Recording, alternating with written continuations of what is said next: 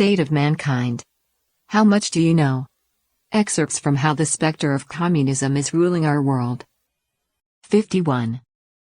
The loss of jobs in the manufacturing sector in the United States is a well-known phenomenon. But many people don't realize that unions are one of the main culprits. Unions claim to help obtain benefits for the working class, but they do the opposite. How?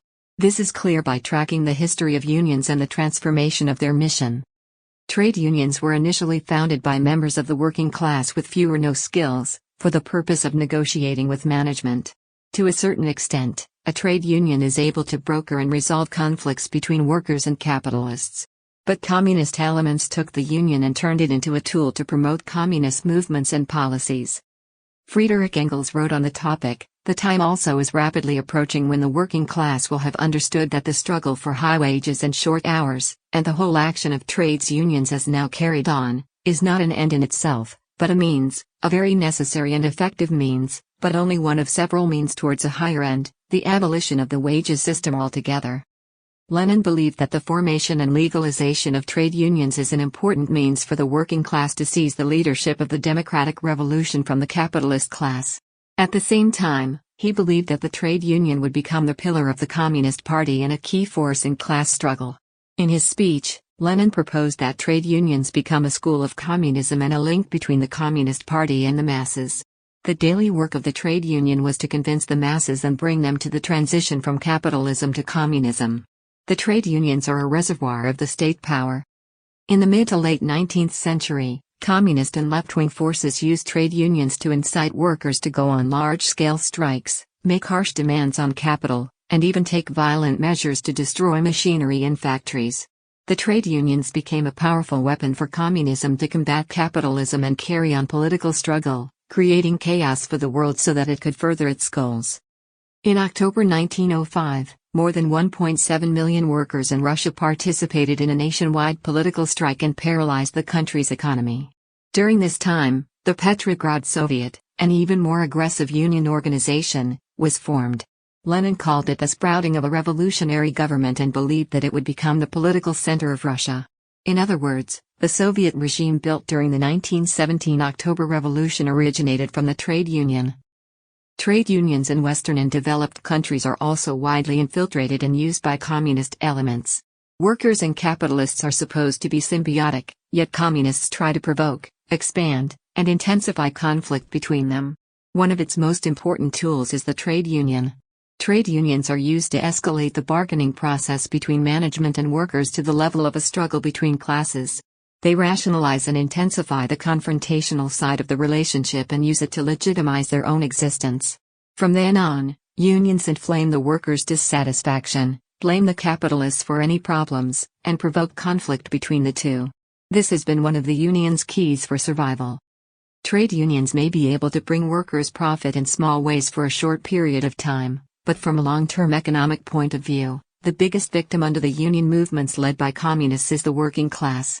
This is because when capitalist enterprises crumble, the biggest losers are the workers, who lose their jobs and livelihoods. On the surface, trade unions are fighting for the interests of workers, but in fact they are undermining industrial competitiveness. There are two reasons for this. First, under the pretext of protecting workers' rights and interests, unions make it difficult for enterprises to lay off employees who don't perform and who achieve little.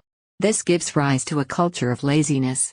Not only is this unfair to employees who work diligently, but it also makes them less proactive. The most important factor in the growth of a company is its workers, but with the union's umbrella of protection over employees who fail to perform, enterprises lose their competitiveness. Second, under the pretext of protecting employees' welfare, including pensions, health insurance, and the like, unions constantly elevate enterprise costs.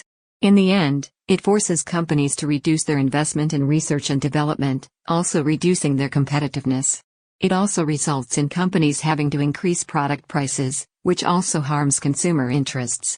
Studies show that this is why companies without unions, such as Toyota and Honda, were able to produce high-quality cars at lower costs, and why American automobile factories with labor unions in Detroit became less competitive.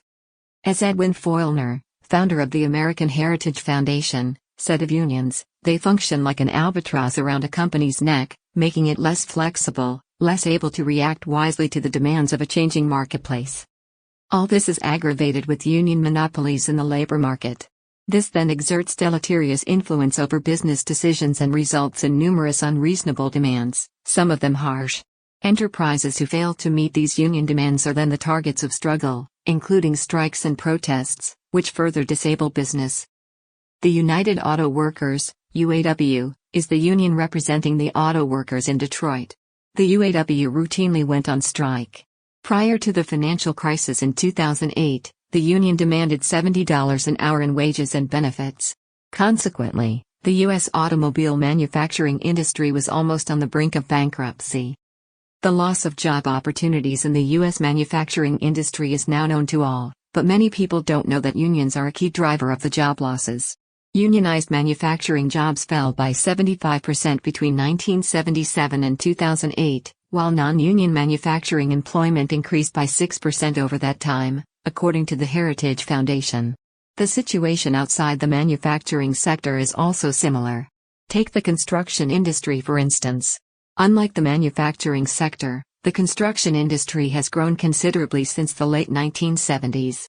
However, in the aggregate, that growth has occurred exclusively in non-union jobs, expanding 159% since 1977. In addition, labor unions are the tools employed by communist elements to promote egalitarianism in enterprises. The Heritage Foundation notes that unions demand that companies pay wages according to the length of service of the employee, equivalent to years of service in socialist countries, without regard to the employee's contribution to the company or performance. This has the predictable effect of suppressing the wages of more productive workers and raising the wages of the less competent. The idea at work here is the same as absolute egalitarianism under communism, which is effectively the redistribution of wealth among employees within the enterprise. The interference with internal decision-making of enterprises and the monopoly of the labor market is an erosion of the free market. Unions' aggressive advocacy for what they describe as workers' welfare ends up favoring some workers over others and puts a drag on individual companies and the economy as a whole. A survey conducted in 2005 showed that most union households disapprove of American unions, and that the main reason for their disapproval is never openly discussed in union media or addressed at union conventions. In all respects, those workers who are truly diligent have become victims, and communism has become the biggest winner. Fundamentally, communists use labor unions to destroy the capitalist free economy, subvert the capitalist system, and undermine the normal life of man in a gradual and step-by-step manner. Labor unions infiltrated by communism and under the guidance of the progressive movement have evolved into a special interest group, similar to a large-scale for-profit corporation. The leadership has huge personal interests in the enterprise, and corruption is common.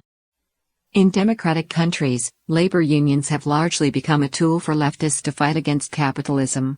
They single-mindedly demand social justice and fairness, creating a huge welfare burden on society and industry, and becoming an obstacle for reform in attempts to improve efficiency in the manufacturing, service, and education industries, as well as in government administration.